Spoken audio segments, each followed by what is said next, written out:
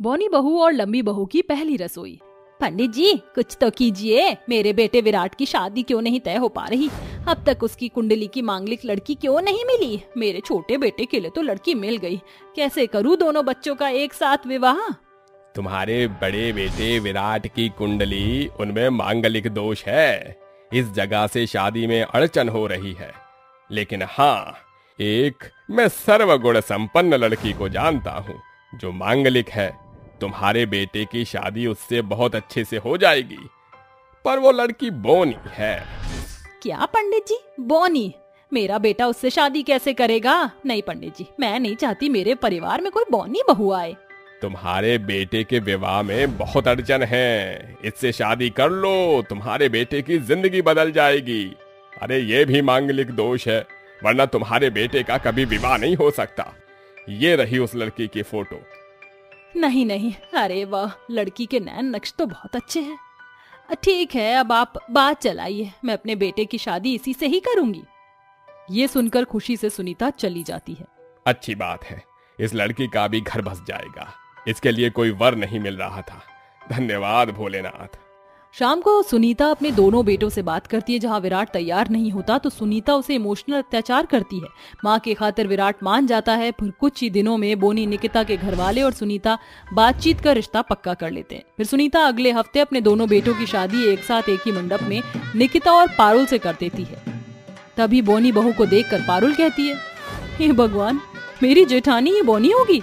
She, अगर मुझसे ससुराल में जीतने की कोशिश भी करेगी तो मैं इसको जीतने नहीं दूंगी, क्योंकि रसोई का खाना तो अच्छा मैं ही बनाऊंगी। वैसे भी ये टिंगी क्या ही कर पाएगी।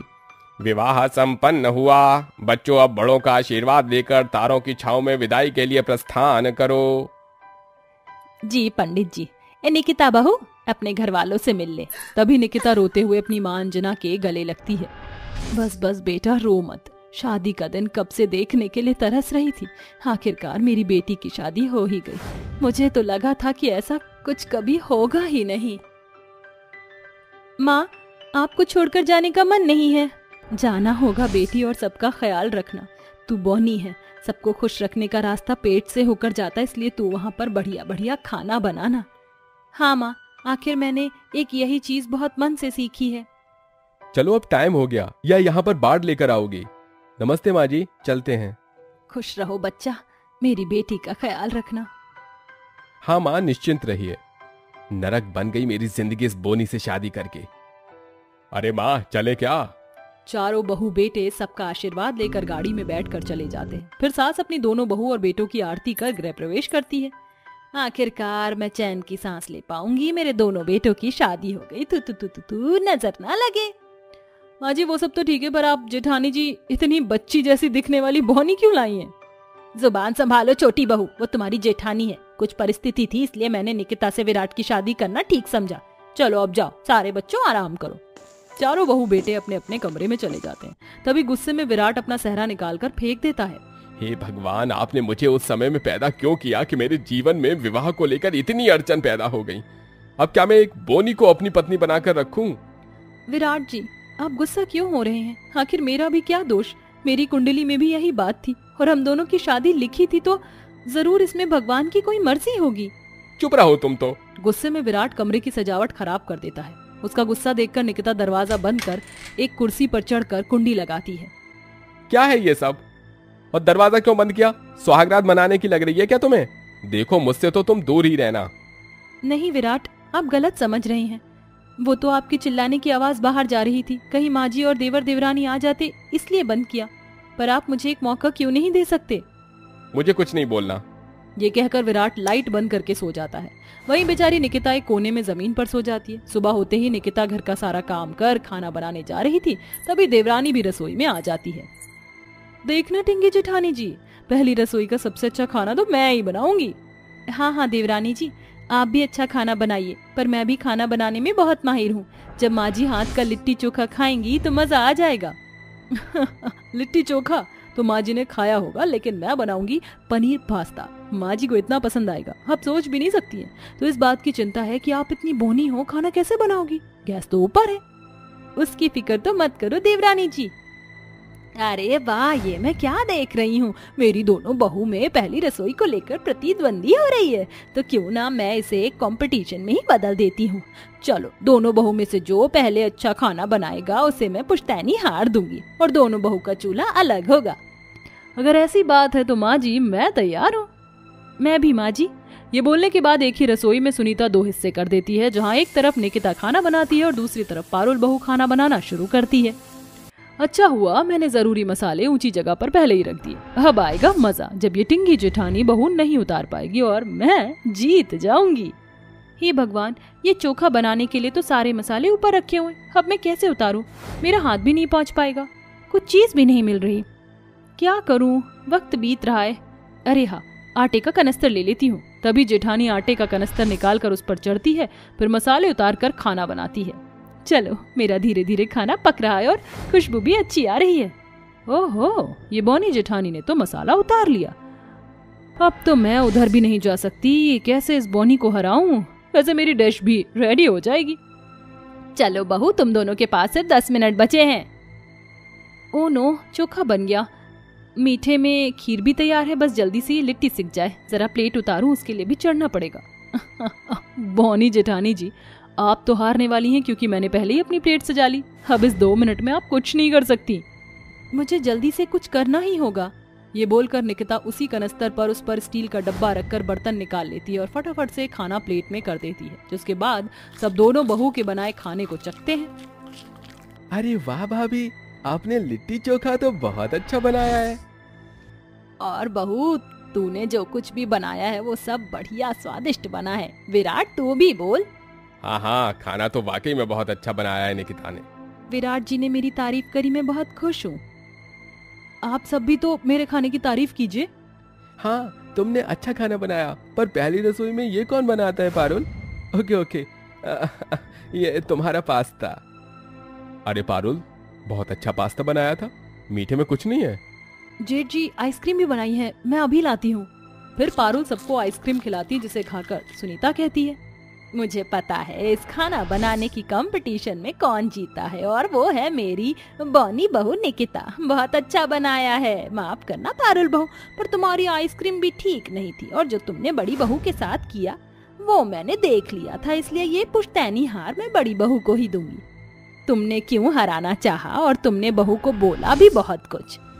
माँ जी, मुझसे गलती हो गई। मैं आपके दिल में अपनी जगह बनाना चाहती थी, इसलिए मैंने ये सब किया। अब से मैं कभी नहीं करूंगी। माफ कर दीजिए जेठानी जी। कोई बात नहीं देवरानी जी, गलती सबसे हो जाती है। शायद मैं बौनी हूँ इसलिए मेरे साथ ऐसा होता है। निकिता, माफ कर दो, रात को मैंने तुम पर गुस्सा किया। हम एक नई शुरुआत करेंगे। ये ले बहू, तेरा पुश्तैनी हार। मेरा घर बिल्कुल परफेक्ट है। इस तरह दोनों बहू की पहली रसोई बहुत अच्छे से हो जाती है और विराट भी निकिता को अपना लेता है। फिर सब खुशी खुशी रहने लगते हैं। इसलिए दोस्तों, कभी किसी के बाहरी रूप, रंग, कद को देखकर उसके साथ गलत व्यवहार नहीं करना चाहिए। हमेशा इंसान को उसके दिल से पहचानिए। देखो ललिता, मेरी बात समझो। मैं चाहता हूँ कि इस घर के अंदर अगर संस्कारी बहू आएगी तो हमारे घर को अच्छे से संभाल पाएगी। आप ये कैसी बातें कर रहे हो? जरा देखो अपने लड़कों को और इन दोनों लड़कियों को देखो। चाहे लड़कियां इस घर की बहू बनने के लायक हैं, अरे इन्हें तो कपड़े पहनने का सेंस तक नहीं है। अब क्यों गांव की लड़कियों को इस घर की बहू बनाना चाहते हो? देखो जरा इमेज, और मुझे ये बताओ कि इसके अंदर कमी क्या है। संस्कारी है, इन्हें कपड़े पहनने का तरीका है, और तो और इन्हें ये भी पता है कि घर की जिम्मेदारियों को कैसे संभाला जाता है। तुम्हारी मॉडर्न बहू घर की जिम्मेदारियों को समझ पाएगी? अरे आप ये कैसी बातें कर रहे हो? गांव की लड़कियां गंवार होती हैं, अनपढ़ होती हैं, लेकिन शहर की लड़कियां पढ़ी लिखी होती हैं, समझदार होती हैं। उन्हें ड्रेसिंग स्टाइल होता है, लोगों के बीच कैसे रहना है उन्हें बहुत अच्छे से आता है। अब आप खुद ही सोचो, गंवार बहू इस घर को कैसे चला पाएगी? देखो, मैं नहीं जानता, लेकिन मेरे दोनों बड़े बेटों की शादी मैं अपनी पसंद की लड़की से करवाना चाहता हूँ। अगर ऐसी बात है तो फिर ठीक है, आप अपने बड़े बेटे की शादी अपनी पसंद की लड़कियों से करवा दीजिए, और अपने छोटे तीनों बेटों की शादी मैं अपनी पसंद की लड़कियों से करवाऊंगी, और फिर देखते हैं इस घर की जिम्मेदारियों को कौन अच्छे से समझती है। अगर ऐसी बात है तो फिर ठीक है, जाओ तुम अपनी पसंद की लड़कियां ढूंढ लो। दोनों मियाँ बीवी की लड़ाई में उनके 5 बेटे पिस जाते हैं, जिसकी वजह से रविंद्र गांव की 2 लड़कियों से शादी अपने दोनों बड़े बेटे से करवा देता है। तो वहीं ललिता शहर की मॉडल लड़कियों से अपनी तीनों बेटों की शादी करवा देती है। गृह प्रवेश के समय ललिता केवल अपनी तीनों मॉडल बहुओं का ही स्वागत करती है। कितनी प्यारी हो तुम तीनों, एकदम चांद के टुकड़े की तरह, कहीं किसी की नजर न लग जाए। वैसे भी आजकल इतनी सुंदर बहुएं देखने को भी नहीं मिलती। आखिर तुम तीनों मेरी पसंद जो हो। अब चलो अंदर आ जाओ। ललिता के कहने पर उसकी तीनों बहू घर के अंदर आ जाती हैं, लेकिन दो बड़ी बहू दरवाजे पर ही खड़ी रह जाती हैं और उन दोनों ने लंबा सा घूंघट किया होता है। अरे बहुओं, तुम यहाँ क्यों खड़ी हो? चलो घर के अंदर आ जाओ और इसे अपना ही घर समझो। रविंद्र के कहने पर उसकी दोनों घूंघट वाली बहू घर के अंदर आ जाती हैं। उन्हें देखकर ललिता जीत समूह बना लेती है, जिसके बाद ललिता अपनी तीनों बहू से कहती है, इतना लंबा लहंगा पहनकर तुम तीनों बहुत ज्यादा थक गई होगी, और शादी के माहौल में तो हर कोई थक जाता है। काम करो, मैं तुम्हें तुम्हारे कमरे दिखा देती हूँ। ललिता ऐसा कहकर अपने तीनों बहुओं को अपने साथ उनके कमरे में छोड़ आती है। ये सब देखकर रविंदर अपने मन ही मन सोचता है, हे भगवान, ललिता का कुछ नहीं हो सकता। अपनी पसंद की हुई बहुओं का ही वेलकम कर रही है और उनका ही ध्यान रख रही है। खैर, अब मैं क्या ही बोलूं। ऐसा बोलकर रविंदर अपनी बेटी सीमा के पास जाता और उससे कहता है, सीमा बेटी, जाओ तुम अपनी दोनों बड़ी भाभियों को उनके कमरे में छोड़ो। मुंह दिखाई की रस्म से पहले थोड़ा आराम कर लेंगी। ठीक है पिताजी, मैं अभी इन्हें इनके कमरे में ले जाती हूँ। ऐसा कहकर सीमा अपनी दोनों घूंघट वाली भाभी को उनके कमरे में ले जाती है, जिसके बाद में हमसे कहती है, हम सभी आज के जमाने के हैं और हम लोग खुले विचारों वाले हैं, इसलिए मुझे नहीं लगता कि आप दोनों को घूंघट करके रहने की कोई जरूरत है। नहीं ननद जी, ये तो हमारा जन्म सिद्ध अधिकार है। हमारी माँ ने ही सिखाया है कि ससुराल में बहू का मुंह नहीं दिखना चाहिए। ओ भाभी, आप भी ना, ये कौन से जमाने की बातें कर रही हो? अब इस जमाने में ये सारी बातों का कोई मूल्य नहीं है। हम बहुत आगे बढ़ चुके हैं, हमारी सोच बहुत खुल चुकी है। हाय दैया, तुम कैसी बातें कर रही हो ननद जी? तुम हमें घूंघट उठा रही हो? अरे घूंघट टूट जाए तो इज्जत चली जाएगी। हमारे माता पिता ने हमें यही सिखाया और हम अपने ससुराल में कभी घूंघट नहीं देंगे अपने सर से। सीमा अपने सर पर हाथ मारती और वहाँ से चली जाती है, जिसके कुछ देर बाद सीमा की माँ ललिता अपनी पांचों बहुओं को मुंह दिखाई की रस्म के लिए बाहर आंगन में बुलाती है, जहाँ वह 5 कुर्सियां लगाती है, जिनमें से 3 कुर्सियां आगे होती है, 2 कुर्सियां पीछे होती हैं। ललिता अपनी तीनों मॉडल के आने का इंतजार करती है। अरे कहाँ रह गई ये तीनों, अभी तक आई क्यों नहीं? सभी मेहमान इंतजार कर रहे हैं। जा सीमा अपनी तीनों भाभियों को लेकर आ। तभी रविंदर बोल पड़ता है, अरे मेरी दोनों बड़ी बहू आ गई, और बहू यहाँ पर आकर बैठ जाओ। जैसे ही करिश्मा और गौरी आगे की कुर्सियों पर बैठने वाली होती है, ललिता उन्हें बैठने से मना कर देती है, जिसके बाद वो उन्हें पीछे की दोनों कुर्सियों पर बिठा देती है। तभी वहाँ ललिता की तीनों मॉडर्न बहू शॉर्ट ड्रेस पहनकर मुंह दिखाई के लिए आती हैं, जिसे देखकर सभी औरतें हैरान हो जाती हैं। अरे तुम तीनों ने ये क्या पहन लिया? आज तुम्हारी मुंह दिखाई है, तुम्हें कुछ अच्छा पहनना चाहिए था। ऐसे कपड़े पहनकर तुम तीनों कैसे बैठोगे? इसमें कौन सी बड़ी बात है? देखो माँ जी, हमें ये कंफर्टेबल लगे इसलिए हमने पहन लिए।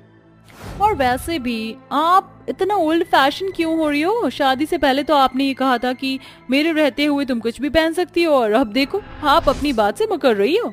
आप ऐसा क्यों बोल रही हो? अब हमारी मुंह दिखाई होगी या फिर हम लोग अपने कमरे में ही चले जाएं?